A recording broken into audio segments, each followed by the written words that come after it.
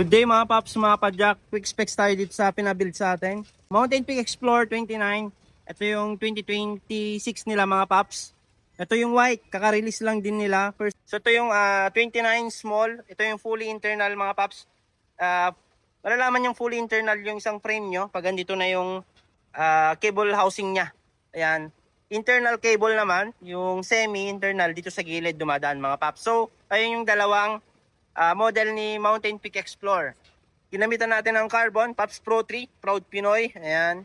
Carbon yan mga paps. Ayan, Shimano MT200 brake set. Mountain Peak Air Fork. Ayan, quick release. Naka-maxi tire, fast rolling tire mga paps. Mountain Peak rim. Paps Pro spoke. Mountain Peak na hubs. Ayan. Naka Shimano MT200 brake set. Naka Jore.